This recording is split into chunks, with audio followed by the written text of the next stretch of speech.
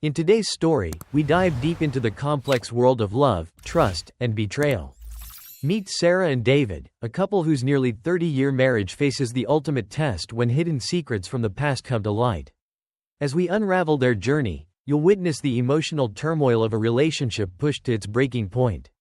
Stay tuned to explore how one man copes with the heart-wrenching discovery that could change everything he thought he knew about the woman he loves. Sarah and David had known each other since high school. Their friendship had blossomed into a nearly 30-year marriage. David, a software developer, and Sarah, a hospital lab technician, built a life together based on shared dreams and mutual respect. But over time, subtle changes appeared in their relationship. Sarah grew more distant, which worried David, but he attributed it to work stress. Lately, Sarah had become secretive and preoccupied, but David trusted her and didn't push. Unbeknownst to him, Sarah was torn between her family and a resurfaced connection from her past. As she prepared for a vacation with her sister, David hoped the time apart would help them reconnect. On a crisp Sunday morning in early October 2003, as Sarah and her sister headed for the airport shuttle, David wished her well. "Enjoy yourself and don't worry about me. I'll be fine," he said with a smile. Sarah smiled back, and her sister, Ashley, teased, "Just don't let your sister get into trouble." Sarah playfully responded, I'll behave. I'll be back in 2 weeks, and I expect the house to be intact." Turning back to David, she kissed him deeply. "Be careful, and remember I love you more than anything," she whispered. Ashley, impatient in the van, quipped, "Come on, we've got a plane to catch." Sarah mouthed, "Which?" while David rolled his eyes and said, "Bye, hun, love you too." As the van drove away, David muttered, "Finally, they're gone." Returning to the house, David thought excitedly about his surprise plan. Over the next few days, he and their son Ethan would transform the master bedroom into Sarah's dream room, inspired by a magazine spread. This was his special 30th anniversary gift. David called Ethan, urging him to get moving. They had a lot of work to do, painting, replacing the carpet, and assembling new furniture, all while Sarah was away on her Mediterranean cruise. David began packing up the bedroom, moving everything into the spare room. After emptying the dresser, nightstands, and armoire, he faced the challenge of clearing out their 2 large walk-in closets. Over 30 years, these closets had become storage for all kinds of things, thanks to both David's and Sarah's pack-rat tendencies. They kept everything from old tools to school papers, making the task daunting but essential for the surprise renovation. With a sigh, David headed into his closet. Nearly an hour later, he had everything boxed up and moved to the spare bedroom. Next, he tackled Sarah's closet, feeling overwhelmed just standing at the entrance. Suddenly, Ethan entered, saying, "I brought you lunch, whoops." He tripped over some boxes. "Geez, Ethan," David exclaimed. "Knock or something. You almost gave me a heart attack." "Sorry, here's your sandwich and soda," Ethan replied. They sat on the bed and ate in silence for about 15 minutes. "I'll pack the small stuff, and you move the larger items to the spare room. Then, we need to get the furniture to the garage for the Salvation Army," David said after finishing his lunch. "Okay," Ethan agreed, as usual with a short response. They began working on Sarah's closet. David packed clothes, shoes, and small items while Ethan carried boxes to the spare room. Ethan found a small case on a top shelf. "What's this?" he asked. David recognized it as part of an old luggage set from his late mother-in-law. He attempted to open it but found the latches locked. "Just put it with the other stuff," he said. It took 2 hours to clear the closet. After a break, they disassembled the furniture and moved it to the garage. By dinner time, they were exhausted. David gave Ethan $20 for pizza, and they had beer waiting in the fridge. After dinner, Ethan left to avoid upsetting his wife, Jessica. David cleaned up and got back to work prepping the room for painting. By 9 p.m., he was done with taping, plastering, and sanding. Tired, he grabbed a beer and collapsed in his lounge chair, falling asleep almost immediately. The next morning, Ethan arrived at 7 a.m. as promised, and they ate a quick breakfast of cereal. "Today's all about painting," David said. "I'll handle the high spots, you do the lower ones. We need to finish everything, no matter how late." Ethan agreed, noting that Jessica would be at her mother's all day. They spent the day painting, wrapping up with David, again asleep with a beer in front of the TV, but this time he showered first. On Tuesday morning, at 6 a.m., the carpet installation crew arrived, with nothing for David to do but stay out of their way. David had breakfast and marveled at how quickly the professionals worked. By 10 a.m., the carpet was installed, and he had some time before the furniture arrived at noon. David began sorting through the spare room, finding the beige cosmetics case again. It seemed heavier than it should, and curiosity got the best of him. He tried to open it with a paperclip but was interrupted by the doorbell. The furniture delivery arrived, and after showing them where everything went, David left them to do their job. Once the new furniture was in place, he started the long process of moving everything back from the spare room. By midnight, exhausted, he gave up and headed for his lounge chair, beer in hand. On Wednesday morning, David slept in until 9 a.m. He took the old furniture to the Salvation Army and stopped at IHOP for breakfast. By noon, he was back home finishing the cleanup. After placing everything back in the bedroom, he hung a banner over the bed that read, "Surprise." Before calling it a day, David noticed a foot-long gouge in the paint. "Damn," he muttered, spending a few minutes touching it up. Afterward, he decided to clean up, shower, and have dinner. While washing his paintbrush in the bathroom, it fell and landed on the small cosmetics case. Frustrated, he grabbed a rag and some turpentine, cleaning the case until it looked as good as new. Now even more curious about the case's contents, David retrieved a jar of old keys from the garage. He found one that fit the Samsonite luggage locks. Sitting at the kitchen table, David unlocked the case. Inside, he found a large, unopened manila envelope addressed to Sarah from a C. Miller in Seattle, dated September 15, 1991. He set it aside and pulled out a blue bikini, smiling at the thought of Sarah wearing it. But what he discovered next made his heart skip a beat. Beneath the bikini was a photo of Sarah kissing another man at a dinner table. Shocked, David's hands trembled as he examined the photo. His mind couldn't process why his wife was kissing someone else. Feeling nauseous, he rushed to the bathroom. After calming down, he returned to the kitchen and stared at the contents on the table. The cosmetics case, the manila envelope, the bikini, and the photo. His world was crumbling before him. David sat down and pulled out a stack of photos from the case. Each one featured the same man, some formal, some explicit, including a few old Polaroids. He found a woman's white silk scarf wrapped around letters tied with a red ribbon. The letters, addressed to Sarah at work, were postmarked between 1989 and 1991. David took the earliest letter and began to read. June 22, 1989. My dearest Sarah. It's been only a month, but I miss you terribly. I miss your voice, your touch, your lips, and most of all, your presence beside me in bed. I'll only call and write to you at work as you asked, to avoid any trouble. Austin is everything I hoped for, but it's incomplete without you. I can't wait to be with you again. With all my love, Michael. Stunned, David shouted, "Holy crap, she had a lover." He threw the letter down, overwhelmed by questions. He realized the only way to understand was to go through everything in the case. He moved the contents to the living room and sat down, muttering about Sarah's packrat habits. He started unpacking the case. Inside was a blue felt jewelry box containing a gold, heart-shaped locket he recognized from a photo of Sarah at a fancy dinner. He found napkins with "I love you" written on one and a phone number on the other. There was an invitation to a 1990 awards ceremony for Dr. Michael D. and guest, and a dried, red rose. Other items included matchbooks, hotel receipts, a Texas state map, and personal mementos like a black velvet sleep mask and a tube of KY jelly. Confused and sick to his stomach, David opened the large manila envelope.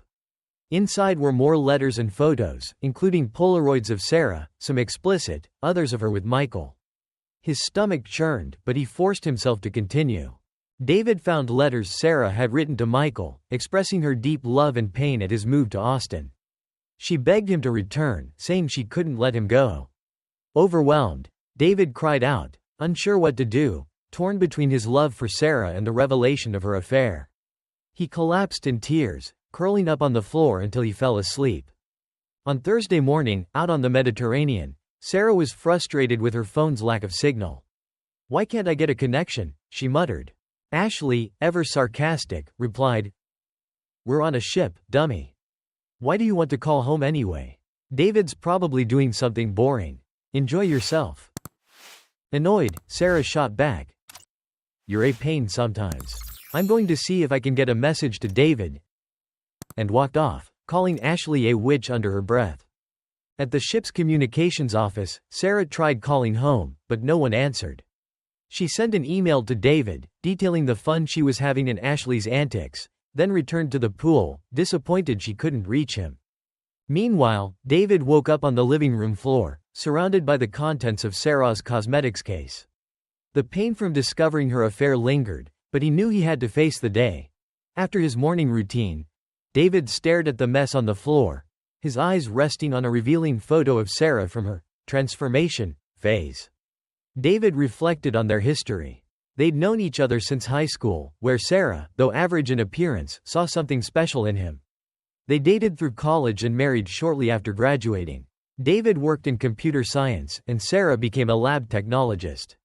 They gradually built their careers, bought a house, and had their son, Ethan. After a few years, Sarah entered what David called her transformation phase. She lost weight, tanned, and got a new wardrobe, attracting attention wherever they went. Despite the admiration from others, Sarah remained loyal to David. However, Sarah's transformation phase ended when she became emotionally drained from work, leading to a period of depression. David took care of Ethan and the household until Sarah recovered. One day, she tearfully apologized for forgetting David's birthday. Overwhelmed by her struggles, David reassured her, joking that she could make it up to him over the weekend. Soon after, Sarah gained weight again, returning to her pre-transformation size. The attention she once received faded, but she and David were happy. David didn't care about the weight, he loved her and found her curves beautiful. Now, David stood over the contents of Sarah's cosmetics case, staring at her revealing photo. "No matter how much this hurts, I need to find out what this all means, and if we still have a future," he said aloud. He picked up the next letter. August 19, 1989. Darling Sarah, our time together last week was incredible. I can still smell your perfume and hear your moans. The plane ride home was agonizing because I was getting further from you. Our love won't fade, even with distance. The third time we made love was the most tender experience of my life. I love you so much, with all my heart. Michael. This is exactly how Sarah and I used to be. But now she's doing this with someone else. Angry and hurt, David grabbed the next letter. August 21, 1989. My love. It took me days to recover from our time together, but I'd do it all again. I'm sorry we only had one day, but it was unforgettable. I love you deeply. I'm so torn between you and my perfect life at home. I need both of you in my life. I can't imagine living without either of you. I'm confused, but know you'll always be in my heart, in my bed. Sarah. David muttered the name, stunned. She loves both of us? Is she crazy, or am I missing something? What if Ethan isn't even my son? Determined to uncover the truth, David continued reading the letters throughout the day. Occasionally, he took breaks to pace, get fresh air, or cry as he examined more of the contents. He found further evidence of Sarah's affair, receipts, matchbooks, and other mementos from their secret meetings. Life as he knew it had completely unraveled. As David was about to put everything back into the cosmetics case, he noticed another letter he hadn't seen before. It was from Claire Miller, Michael's sister, dated August 14, 1991. Sarah. My name is Claire Miller, Michael's sister. I found your letter to him and was shocked. I never imagined Michael having an affair, but it's clear from your words that you loved each other deeply. Michael died last week in a car accident. We had his funeral yesterday, and I've enclosed a service card for you. I'm helping his wife, Amanda, sort through his belongings, and we're trying to keep her from finding out about you. If I find more of your things, I'll send them to you. Please don't contact me or Michael's family. I'm sorry for your loss. Claire Miller. The letter was tear-stained and crumpled. This explains why Sarah was so depressed that month, David thought. Her lover had just died. No wonder she was in bed for weeks and even missed my birthday. David wrestled with how Sarah could claim to love both him and her lover. How do you give 100% to two people? She had to lie to me constantly about where she was, those lab conventions, and even her love for me. He realized Sarah's affair with the married doctor had lasted over 3 years, likely starting around the time Michael joined the hospital in Austin. They met secretly at hotels, sometimes in Sarah's office, and continued their affair even after he moved. They saw each other during his visits back or on out-of-town trips Sarah passed off as work conferences. Lost in thought, David noticed it was already 10 p.m. He'd spent the entire day reading and reflecting. Needing air, he stepped outside into the night, leaving the door unlocked, confused and hurt. The next day, Sarah left another voicemail. David's phone on the counter buzzed. David, where are you? I tried to call yesterday. I miss you and love you. Please be there tonight, or I might just stay on this ship forever. Back at home, David listened silently, bitterly muttering. She says she loves me? Liar. He stumbled to the bathroom, haunted by her words.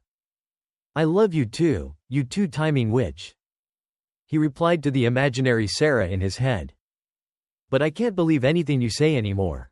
I've got to figure out what to do. Determined to plan his next steps, David looked at himself in the mirror. God, you look awful, he said to his reflection.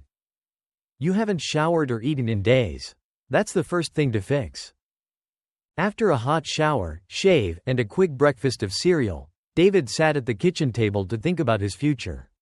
An hour later, he had a rough plan and started making a list of tasks. His top priority was to determine if Ethan was his biological son. He ordered a home DNA testing kit for overnight delivery. With a week until Sarah returned, he decided to keep busy with chores to avoid sinking into depression. Meanwhile, Sarah grew increasingly worried about not hearing from David. She left messages for both him and Ethan, asking her son to check on his father. I hope nothing's wrong, she thought, her concern growing. The next day, Ethan grumbled as he headed to his dad's house, annoyed at having to check on him. After pounding on the door, David finally called out from the backyard, where he was trimming a tree. Frustrated, Ethan got his father a bottle of water and then retrieved the mail, which included the DNA test kit. David, pretending it was a flu test, convinced Ethan to participate. Afterward, Ethan urged his father to call Sarah and left. David completed the DNA test and sealed it in the return envelope, ready to mail on Monday. He spent the rest of the day doing household chores to keep his mind off Sarah. That night, he finally ate a decent meal, pizza and beer. On Sunday morning, David left a voicemail for Sarah, saying he was fine and would call her on Monday. He spent the day at the park near the river, watching ducks and families, trying to distract himself. On Monday morning, David followed his usual routine but made significant changes. He mailed the DNA test and then went to his job at the tech company, but not to work. Instead, he went to his boss's office to apply for immediate retirement, something he hadn't planned to do until Sarah could retire too. Those plans are gone now. He informed his boss of his decision and took 2 weeks of leave. Before leaving, David called his friend and attorney, Ben Carter, asking for a meeting at 1 p.m. Ben agreed, and David prepared to seek advice on his next steps.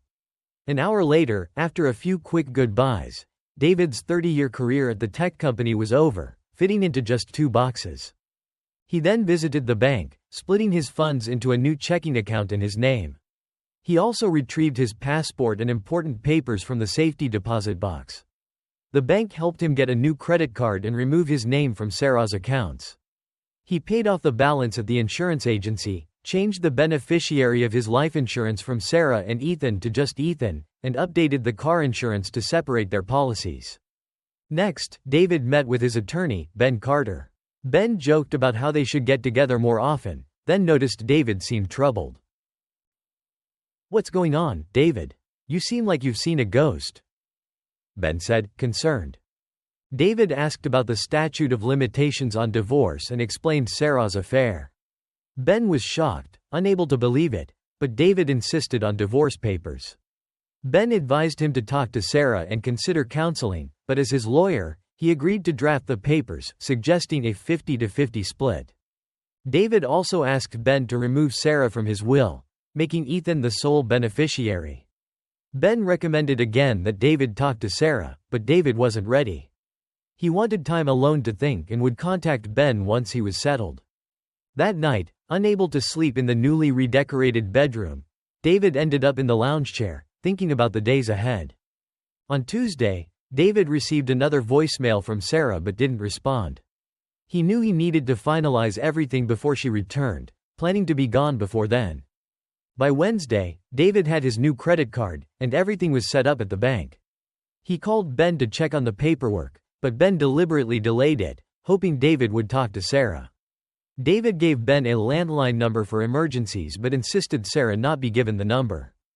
David spent the rest of the day preparing to leave, disappointed that the DNA test results hadn't arrived.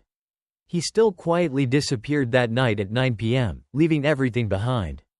On Thursday morning, back on the cruise ship, Sarah, in a panic, called Ethan. "Ethan, go check on your father. I haven't spoken to him since I left. Call me right back after you find him. I need to talk to him before I get home Friday, and someone has to pick us up at the airport." "Yes, Mom, I'll call you after I talk to Dad. Bye." Ethan replied, dropping the phone and drifting back to sleep next to Jessica. Friday afternoon, Sarah and Ashley returned from their trip. "Wake up, we're home." Sarah nudged her sister as the airport shuttle dropped her off at the house. "Just let me sleep until we get to my place," Ashley mumbled, turning away from the door. Sarah tipped the driver, hauled her luggage inside, and called out, "David, I'm home, where are you?" Silence. She checked the kitchen for a note but found nothing. She opened the back door and called again, but still, there was no response. "He must be at the airport waiting for us," she thought. Sarah called David's cell phone, only to hear it ringing on the counter. He forgot it again. She sighed. She started unpacking upstairs. When she opened the bedroom door, she was stunned by the transformation. A large, surprise, banner hung over the bed. Everything was just as she dreamed. "David, you sneaky planner," she thought. "I can't wait to thank you tonight." She admired the new furniture, carpet, and colors, overwhelmed with happiness. But as she unpacked further, her eyes fell on the banner again. A small photo was attached, a picture of her and Michael at the awards banquet in Austin, with a phone number scrawled over her face. Her heart sank. "Oh my God, no." Panicked, Sarah searched for the cosmetics case but couldn't find it. She tore through the house, growing more desperate, realizing David must have found it. She collapsed on the bed, crying uncontrollably. She tried calling Ethan, her sister, their friends. No one knew where David was. Feeling alone, she sobbed, terrified that he was gone for good. After an hour, Sarah tried calling everyone again but still had no luck. Ashley eventually arrived and tried to calm her down. "He can't have gone far. Have you called his friends? Maybe he's at a game. The Rangers are playing this weekend, right?" But Ashley's words only heightened Sarah's anxiety. She couldn't bring herself to tell Ashley the truth about Michael. She was convinced David had discovered her affair from 20 years ago and left for good. She sent Ashley home, promising to call if David showed up. Saturday came and went with no sign of David. Sarah spent the day crying and worrying. Ashley suggested calling the police, but when Sarah did, the dispatcher told her she had to wait 24 hours to report someone missing. Sarah also contacted local hospitals but found no trace of David. While relieved he wasn't hurt, she was even more anxious because she still couldn't find him. Sunday, Sarah didn't hear from David and spent the entire day in bed, crying and praying. "God, please bring David back. I'll do anything. Just let him call so we can talk. I love him, and my heart is breaking." On Monday, Sarah filed a missing persons report with the police. An officer came by, took David's photo and description, and left with the vague promise, "We'll let you know if we find anything." Sarah feared this meant they'd call only if they found his body. Later, Sarah opened an overnight envelope addressed to David, hoping for a clue. Inside was a letter from a DNA testing company, confirming that David and Ethan were indeed father and son. Sarah, familiar with DNA tests, realized David must have doubted Ethan's paternity, thinking Michael could be Ethan's father. But Michael came into my life after Ethan was born, she thought. She noticed the results were also sent to Ben Carter, their lawyer, and decided to call him. Ben, it's Sarah. Have you heard from David? I'm worried sick. I haven't seen him since I got back from my trip. Sarah, I'm so sorry, but this is difficult. David came to see me last week. He was, not himself. Deeply upset. He mentioned finding some things, your cosmetics case. He felt betrayed, and said he needed time to think. What does that mean, Ben? Where is he? He wouldn't say, Sarah. He asked me to draw up divorce papers, but he hasn't signed them yet. Look, I know this is hard, but he needs space. I promised I wouldn't tell you where he is, but I'll contact you before anything is finalized, I promise. Sarah spent the rest of the day crying and praying for David to return. 10 days later, frustrated with Ben's delay, Sarah discovered through Ethan that David was staying at his Aunt Helen's cabin in the Blue Ridge Mountains. She drove there, finding David sitting by the water, looking unkempt and lost. She sat beside him, but he didn't acknowledge her, staring into the distance. Sarah took his cold hand and began speaking. David, I have a story to tell you. I'll be completely honest and answer any questions. Please, honey, just listen. David remained still, but Sarah continued talking. I met Michael at Ethan's 3rd birthday party at the hospital daycare. He mistook the party for his daughter's, who shares the same birthday as Ethan. We laughed and talked about our kids and, eventually, about ourselves. He was a new doctor, feeling overwhelmed, so we started having lunch together regularly. We became friends, and he introduced me to some new research that led me to join Weight Watchers. Over time, our conversations grew more personal. He complimented me on my weight loss, and we began sharing our desires, our fantasies. One day, he invited me to dinner after work, and I realized I had feelings for him. At dinner, we admitted our feelings but agreed we didn't want to hurt our spouses. However, after that, we started holding hands, and eventually, he kissed me. And I felt the same way with his kiss as I did with yours, David. We had dinner at the Marriott one night and ended up getting a room. That's when we first made love. I loved him, just as I loved you, and I couldn't understand how I could love 2 men at once. I didn't want it to stop, and we continued seeing each other. I loved both of you deeply and didn't know how to solve the problem. Suddenly, David stood up and walked toward the cabin without a word. Sarah, stunned, tried to follow, but all the doors were locked. As dusk fell and the temperature dropped, she retreated to her car, determined to wait for him. The next morning, Sarah woke to the sound of a motorboat. She looked out across the lake and saw David in a small skiff, drifting in the middle of the water. Her heart leapt. He's okay. But then, a moment later, she watched as he stood up, stumbled, and fell into the water. Sarah knew David couldn't swim. Panicked, she screamed for help. Thankfully, a neighbor was outside and heard her cries. He rushed out in his boat. Sarah watched anxiously as the neighbor reached David and pulled him from the water. She couldn't tell if he was alive. Together, they got David inside, out of his wet clothes, and onto a bed. After thanking the neighbor, Sarah spent the next hour cleaning David up, dressing him in dry clothes, and even shaving him. Then, she sat beside the bed, watching him sleep. 2 hours later, David got up, went to the kitchen table, and finally acknowledged Sarah. He stared at her and began to cry. After several attempts to speak, he managed to get the words out. Do you remember me telling you about my old girlfriend, Jennifer? We dated for about a year. One day, she broke up with me over the phone, and said she had a new boyfriend. I rushed over to her house, and they were waiting for me. I was furious but I didn't do anything, even when her new boyfriend taunted me. I walked away, humiliated. But I ran into her new boyfriend again later. I planned to strike him with a pool cue I kept in my car. But a guy from the neighborhood, Frank, stopped me. He said no girl was worth what I was about to do. And I believed him. Until I met you. You were worth everything, even dying for. Today, on the lake, I thought of that story again. And I realized that eliminating myself over what you did was wrong. I needed to live, to talk to you. I need to know why. David put his head down on the table, overcome with emotion. Sarah embraced him, and they quietly cried together. After a long silence, David looked at Sarah and simply said, "Let's go home." 2 months later, life at home remained tense between them. They lived in the same house but slept in separate rooms. David was distant, and Sarah was always on edge. They hadn't really talked, and Ethan only visited briefly every weekend. David spent a lot of time at Aunt Helen's cabin, while Sarah worried he might damage himself again. Today was Ethan's birthday, and the family gathered for cake and presents at Sarah's house. When it was David's turn to give Ethan his gift, he retrieved the cosmetics case and the DNA test report from his car, placing them on the table. Sarah was horrified, unsure of his intentions. David turned to Ethan and said calmly, "Ethan, your mother has a story to tell you. It won't be easy, but you need to listen." Then, he left the house. Sarah, overwhelmed, ran from the room in tears.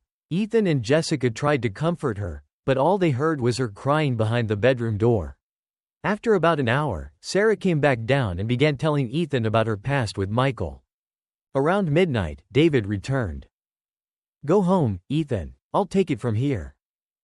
After they left, David handed Sarah a card. It read, "Dr. Emily Davis, marriage counselor. We have an appointment next Tuesday at 6 o'clock." Without another word, he headed upstairs to bed. The following Tuesday, Dr. Davis prepared for her session with the Millers. This case will be challenging, she thought. It looks like typical infidelity, but there are deeper layers. I hope I can help them. When David and Sarah arrived, Dr. Davis warmly welcomed them. "Please, have a seat on the couch. David, Sarah, I specialize in marital issues, particularly infidelity. My goal is to uncover the root causes and help couples find common ground. Sometimes couples decide to part ways, but I'm optimistic we can find a way forward. I don't perform miracles, but we'll find answers. Our sessions will involve open discussions, with honesty as the key rule. I'll guide the conversation and stop it when needed. I won't sugarcoat things, and you might not always like what I say, but we'll uncover the truths in your marriage. Some truths will be enlightening, others painful, but we'll address them together. After our initial session, I'll meet with each of you individually to get your full perspectives. After each joint session, spend time at home discussing what we talked about, but avoid introducing new topics. If you can't discuss something calmly, save it for the next session. Any questions?" Both Sarah and David shook their heads. "Okay, let's begin." The hour flew by. On the way home, they didn't speak. Once home, Sarah asked, "How do you want to handle this? Maybe we could talk for an hour when we get home? With some wine in the living room, I'll need tissues. How does that sound?" "I'm okay with talking, but a couple of changes. Let's have soda or water, no booze. I don't want to say something I'll regret. And let's turn off the phones so we aren't interrupted." Sarah agreed and collected the phones. They sat in silence for a while, unsure of where to start. Finally, David broke the silence. "Today you said you've always been happy with me. But how can that be true if you were with another man, right after we were married? Didn't I give you what you wanted? What did I do wrong?" "David," Sarah interrupted. "Dr. Davis said to stick to what we discussed today, just about us, not anyone else. We'll address the other stuff after we've talked about it in session. But I will say this. I've always been happy with you, with our marriage, David. That's the truth. I love you and always have. If you were gone, I would be lost. That is my truth, so help me God." David sighed. "You're right, Sarah. I got ahead of myself. You know how impatient I can be. Until recently, I thought we had an ideal marriage. Sure, we had our arguments, but I never doubted us. I never looked for anyone else. You were always my anchor, but now, everything I believed in feels upside down. I don't know what's real anymore. It hurts to even look at you because I can't stop thinking about those letters, about imagining you with." "Stop," Sarah interrupted. We'll talk about that later. Not now." "Fine, but answer this. How many others were there? Should I expect to find more secrets around the house? How many men have you been with during our happy marriage? What are you accusing me of?" Sarah snapped. "I've only been with 2 men, Michael, and you. Now you're accusing me of sleeping around? From my perspective, you lied about one man. How can I trust you didn't lie about others? I haven't been with anyone else. David insisted. Then let's discuss that in session, Sarah said. No, I need to know now. I can't keep living with this pain. If we can't talk about it, then I'm done. I'm going to bed. David stormed upstairs, slamming the door. Sarah sat in the dark. That did not go well after we've discussed it in session. But I will say this. I've always been happy with you, with our marriage, David. That's the truth. I love you and always have. If you were gone, I would be lost. That is my truth, so help me God. David sighed. You're right, Sarah. I got ahead of myself. You know how impatient I can be. Until recently, I thought we had an ideal marriage. Sure, we had our arguments, but I never doubted us. I never looked for anyone else.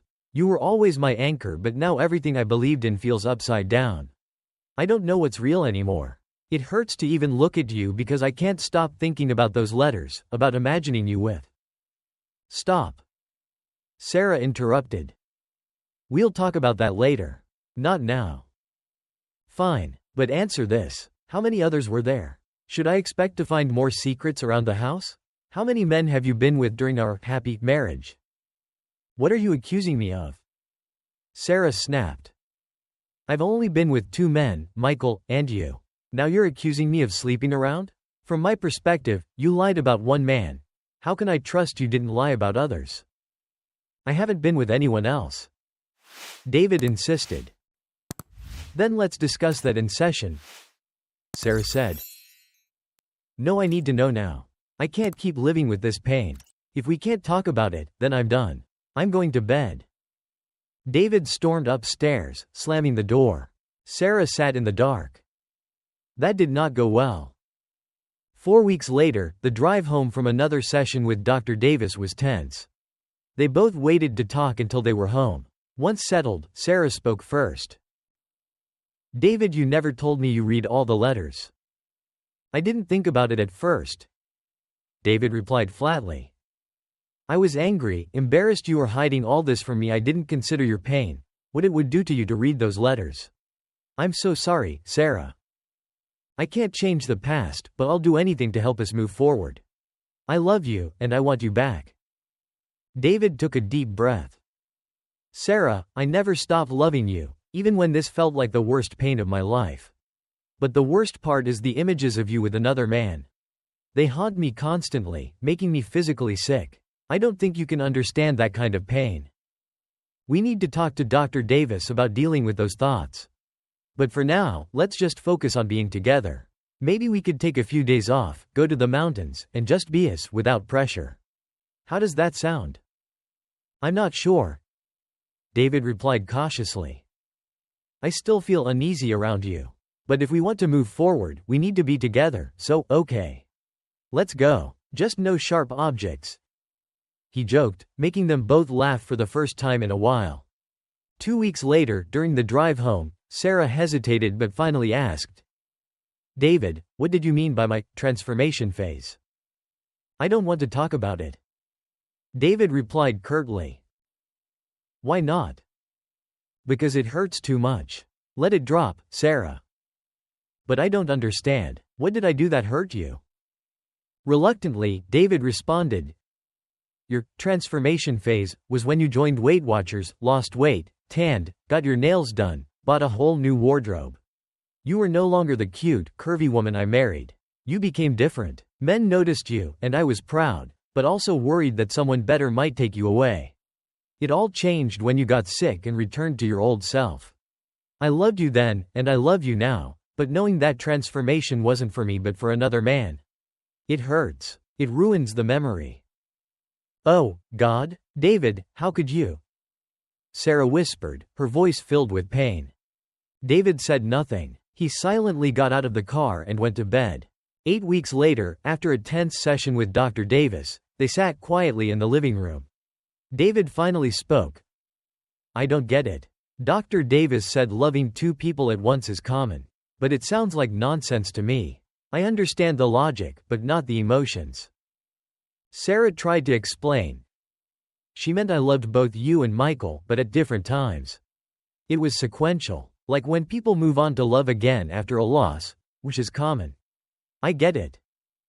But I don't. I can't imagine loving someone else without it diminishing my love for you.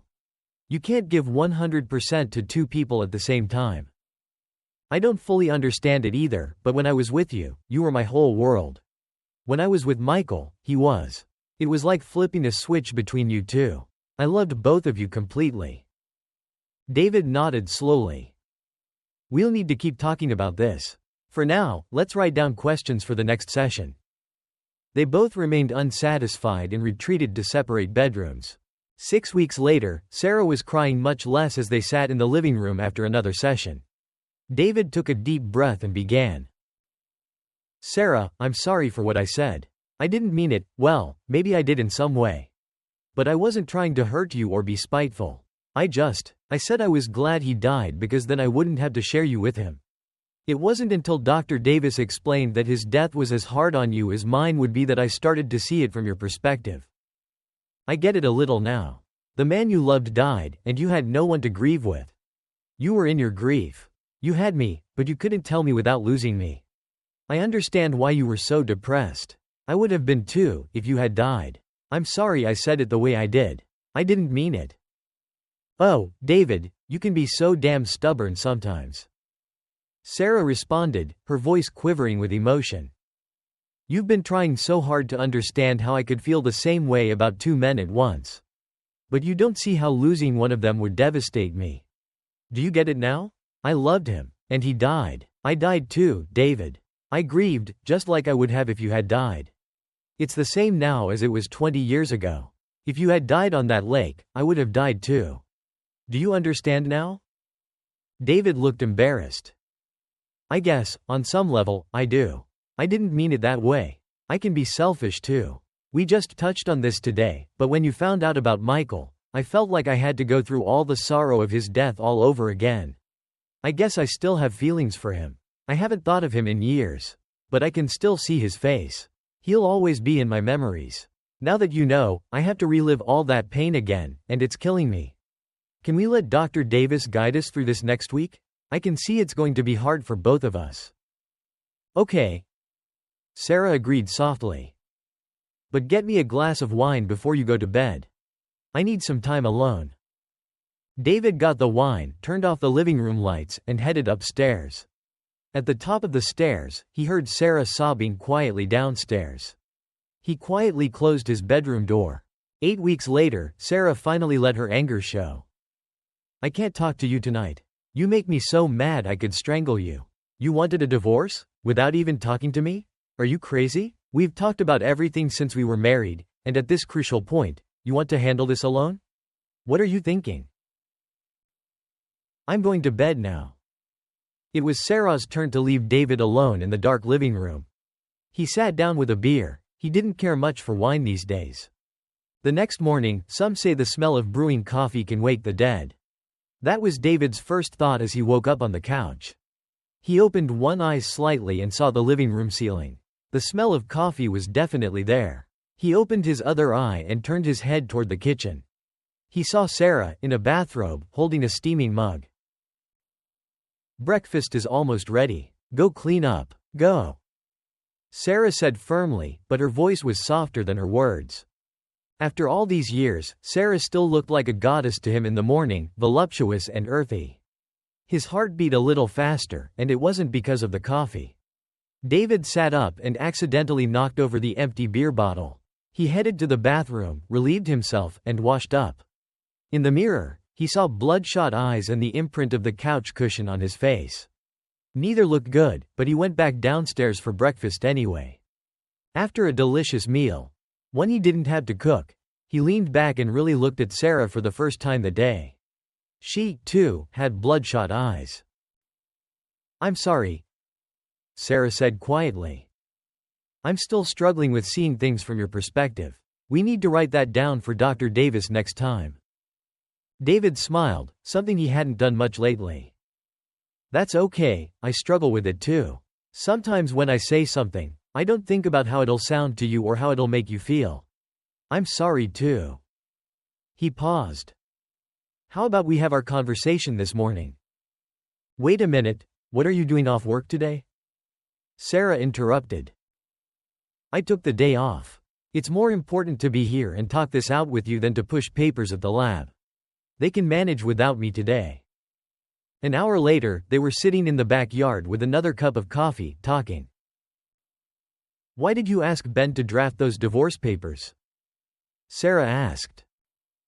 I was so hurt and confused. I wasn't thinking straight. All I knew was that you cheated, and I didn't want anything to do with you anymore. I've always believed once a cheater, always a cheater. I didn't want to go through that again. Like I said, I wasn't thinking straight. But why didn't you want to talk to me? Maybe we could have worked it out. Sarah pressed. I know if we had talked, I would have said things I'd regret. It would have hurt both of us, maybe beyond repair. I also knew that if we talked, I wouldn't understand anything you said. There was too much going on in my mind. Besides, I was hurt, and I thought if you suffered too, I'd feel better. But, by the way, I don't feel better. Sarah sighed. That actually makes sense. I probably thought all those nasty things about myself too. We need to let Dr. Davis guide us through this. We can't leave anything unsaid or unresolved. We have to be careful and take our time. Sarah, can I ask you something off topic? Sure, anything. Did you ever think about leaving me while you were with him? Never. I loved you. I never thought about leaving you. You've always been my world. I wasn't going to give you up. I loved both of you. We haven't resolved that issue yet, but I could never have given up either of you. I would have died. It's still an open wound for me. I don't know if I'll ever resolve it. I may have to live with it as one of life's unanswered questions. But I'm glad you didn't want to leave me. David smiled faintly. Been there, done that, as they say. I understand now. Let's shut up and get some sun. You're too pale. It was a beautiful sunny day, and the Millers were outside, enjoying the warmth.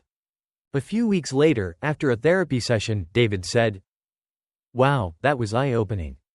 Do we want to talk about it now, or sleep on it? I'm still wired from the session.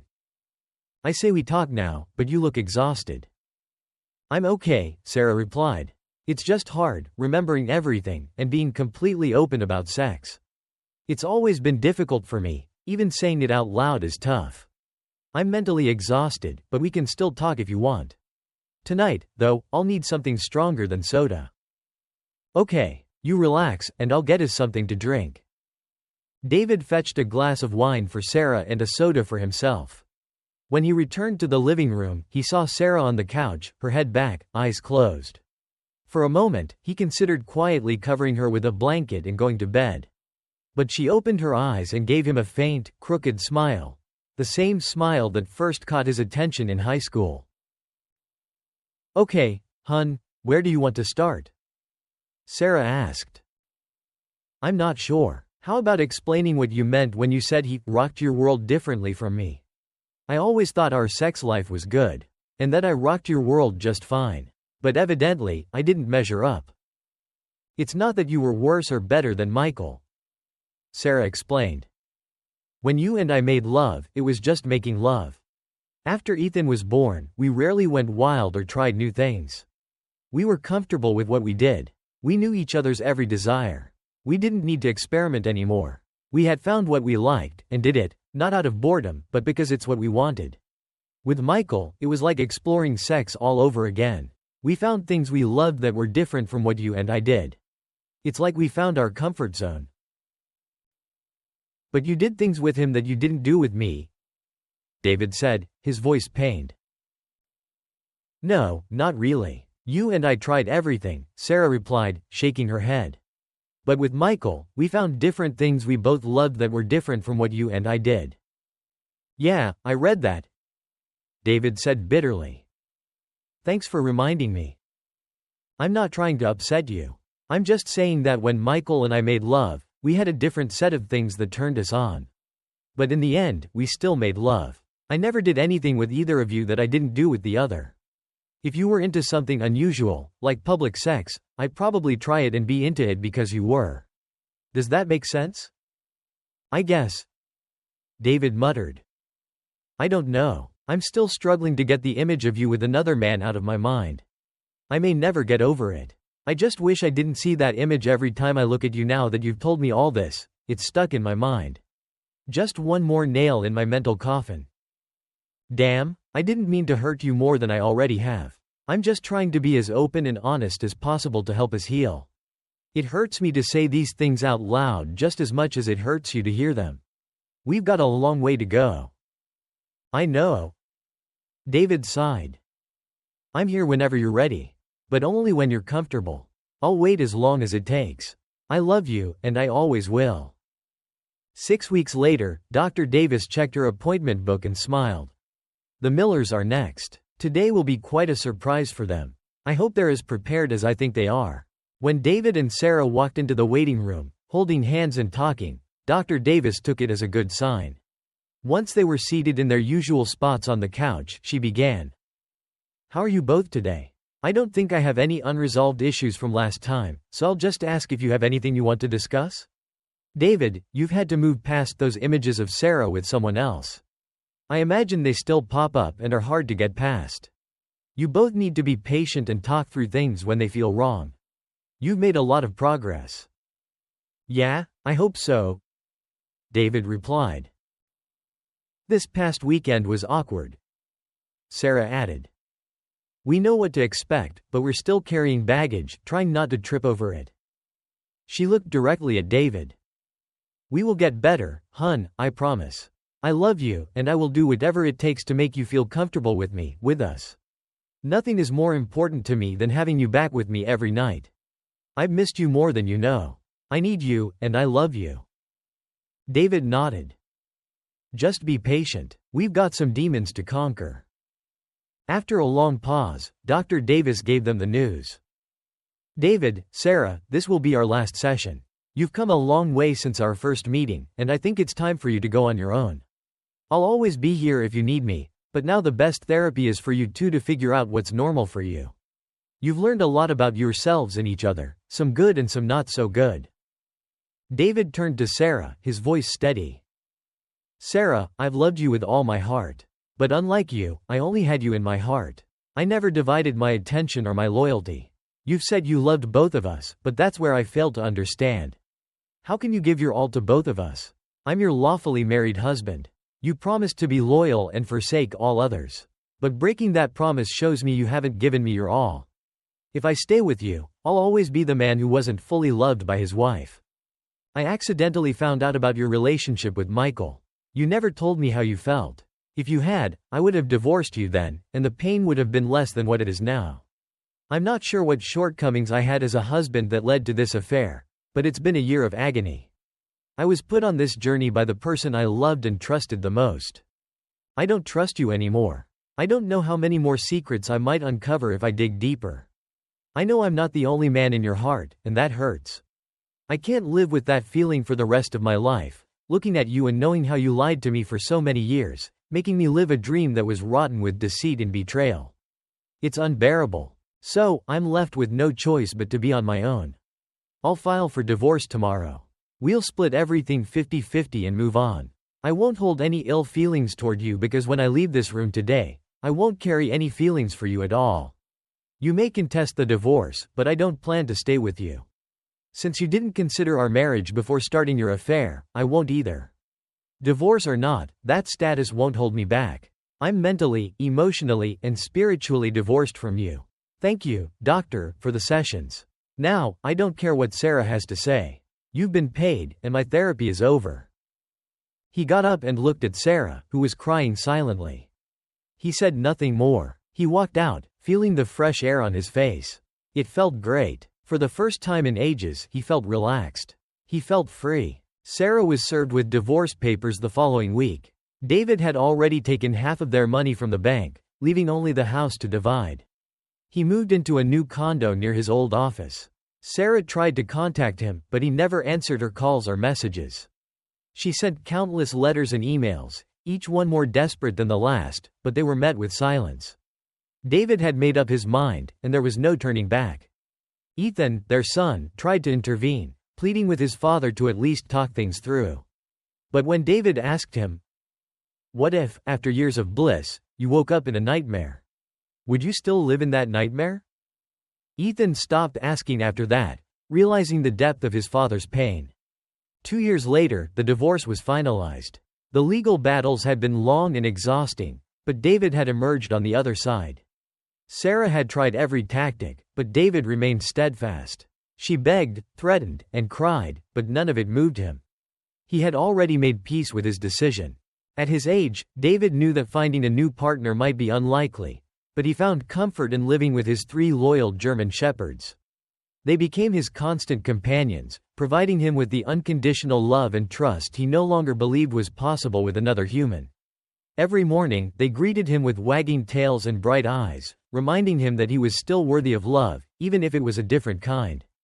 David settled into his new life, finding solace in simple pleasures, long walks with his dogs, quiet evenings with a good book, and the peace of knowing he was finally free. He started to travel, something he had always wanted to do but never had the chance. He visited places he had only dreamed of, from the serene landscapes of the Alps to the bustling streets of Tokyo. Each trip was a reminder that life, despite its pain, still held beauty and adventure. As for Sarah, she struggled to move on. The house they had shared became a prison of memories, each room echoing with the ghost of their marriage. She tried dating, but every relationship fell flat, overshadowed by the guilt and regret that now consumed her. She attended therapy sessions, but unlike David, she couldn't let go of the past. Years passed, and Sarah remained stuck in the life she had chosen, haunted by the decisions that had led her there. She often wondered what might have been if she had made different choices, if she had valued what she had before it was too late. David, on the other hand, found peace in his solitude. He knew he had made the right choice, even if it had been difficult. He learned to cherish his own company, to find strength in his independence. And in the quiet moments when the sun set and the world seemed to hold its breath, he felt a sense of contentment he hadn't known in years. He had let go of the anger and the betrayal, choosing instead to focus on the life he had rebuilt. It wasn't the life he had once imagined, but it was his, and it was enough. As we reach the end of this emotional journey, David's story leaves us with a powerful reminder. Trust, once broken, can be nearly impossible to repair. His decision to walk away from a marriage tainted by betrayal highlights the painful reality that love alone may not always be enough. In choosing his own peace and freedom, David shows us the importance of self-respect and the strength it takes to move on from a broken past. Thank you for joining us in exploring this poignant tale. Let it serve as a reflection on the complexities of love, forgiveness, and the paths we choose when faced with life's most difficult decisions.